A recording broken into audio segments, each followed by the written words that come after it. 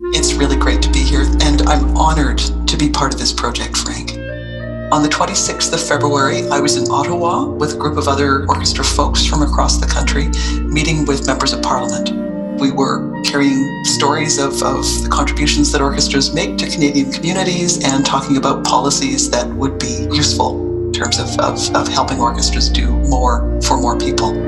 And I got a phone call in between meetings from Paul Dornian, the CEO of the Calgary Philharmonic, saying, I think we should pull together a meeting to talk about COVID-19.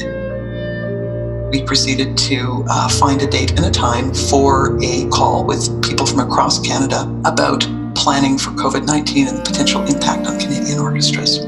I've lived through H1N1, I've lived through SARS, so I thought, all right, we're going to be talking about hand sanitizer, and we're going to be talking about a series of short-term, modest tactics that will enable things to carry on. Thursday, the 12th of March, when the call is actually taking place.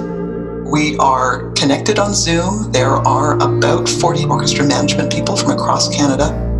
Even as the conversation was going on, people were running towards the person on the call with notes. During that call, the province of Quebec restricted gatherings. During that call, the city of Toronto and the province of Ontario said, we highly recommend that you restrict all public gatherings. And it was like watching a bowling ball roll across the country and close concerts down. This would be one of the moments where we watched the world as we thought it was change completely. And we watched the impact from coast to coast to coast. We have to cancel tonight's concert. We have to cancel this weekend's concerts.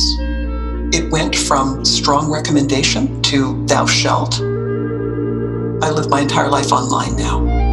I connect with friends, I connect with colleagues, I connect with music, I connect with community of teachers, collaborators, it's all online. My personal festival of online started the evening of the 12th of March. I went home after what was really one of the more unusual days in the office and noted that the Philadelphia Orchestra were performing a full stage empty hall. It really did feel like we were watching the last concert that would ever happen. I felt like I was on the edge of a precipice watching the last concerts I might ever see. It's one thing to convene an audience, it's another thing to convene an orchestra. What do we do? How do we respond? It is both a management challenge, a financial challenge, a logistics challenge, but it's also a challenge of purpose and a crisis of purpose. If the thing we do is about bringing mid-sized groups of people together in close proximity on stage to perform for large groups of people in close proximity in a concert hall, we are suddenly out of business. We need live performance, we love live performance, there's nothing quite like live performance, but suddenly we're in a very different line of work. I was part of an Etude of the Week group on Facebook. I'm still part of that group, and gosh darn, I'm doing that. I know people from around the world who are clarinet players and teachers, and I've had some amazing online convenings and learning opportunities with them through this period of time because everybody's home. The sheer wealth of sharing of knowledge and perspective and the accessibility of that at this point is nothing short of jaw-dropping. This is, in many ways, almost the very best time to be a committed amateur musician because of the access that this time has provided me. What it also means is that many of the things that I was doing on a weekly basis in terms of making music with other human beings in the same space, all gone, and really not knowing when that's coming back. I was listening to the New Yorker podcast, and David Remnick was interviewing someone who writes for them on a fairly regular basis. It started a project of a group reading War and Peace together. Why have I never read War and Peace? I imagine I could have read War and Peace in 1918-19 during the Spanish flu, but would I have, had there not been that explicit invitation, this idea that people around the world were going to be reading War and Peace with me? It's one thing to say, I'm really tired at the end of the season, I'm going to take 2 weeks off playing and then I'll come back. It's another thing to have it brutally ripped away mid-season. It's a little bit like, you're zooming along at 120 kilometers an hour and then you put the parking brake on. It's not good for your car. It's not good for people. What I observed was just deep dislocation and deep grief. Will I get paid? How will I live? How will all of this unfold? How do I define myself? I'm a person who does these things. This is my job. I am good at it. It's all gone now. And so for people from whom so much has been expected in terms of the rewards for the laser beam focus, to suddenly not have a place to express that, I think has been really, really tough. I'm also acutely conscious of the people whose first response seemed to be, right then, what are we going to do about it? I'm a creator, I'm a performer, I'm a teacher, I'm an other-focused individual. How can I use this time to evolve?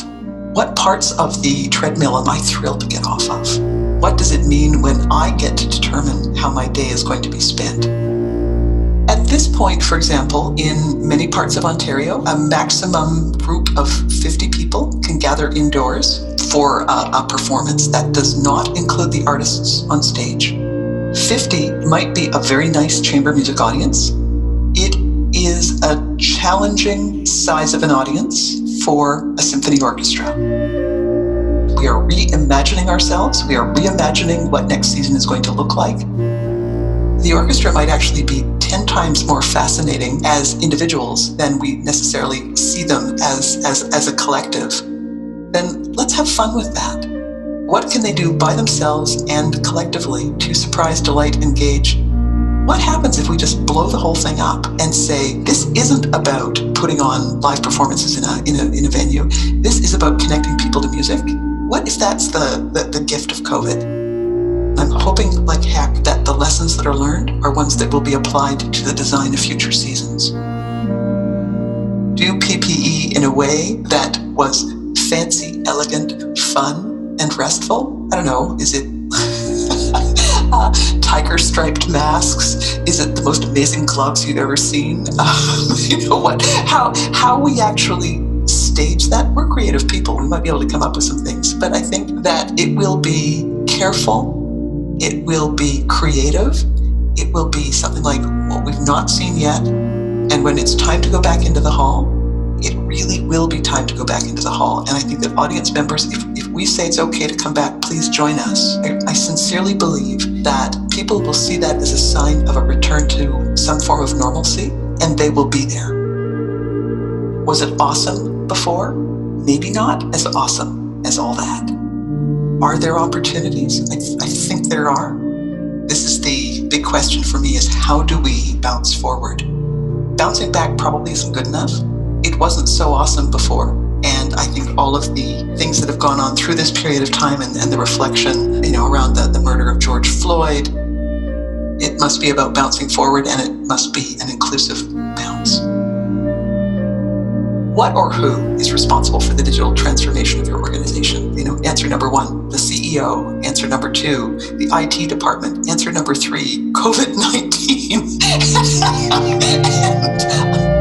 My reflection on the role that clarinet playing very clearly took on after everything that I was doing outside the house collapsed was the centering. It was the daily opportunity for a thing that I could do that took me to a place beyond where I was. And I think what this may have done for me is to say that I am a musician. I am a clarinet player. This defines who I am, and I do it in a different way, at a different level, but it is my way and my level, and I am continually pushing what I can do and express and to take on. Maybe by the time I'm 98, I'll be ready to audition for the Toronto Symphony Orchestra. But you know what? I don't actually care. What I do care about is that it's a pursuit that brings shape and life and meaning to my day. It makes me smile. Sometimes on a really good day, it makes the people around me smile. And it may very well be that it's time to stop apologizing. This is a key part of who I am and what I do, and it brings me great delight. I invite you to delight with me and leave it there.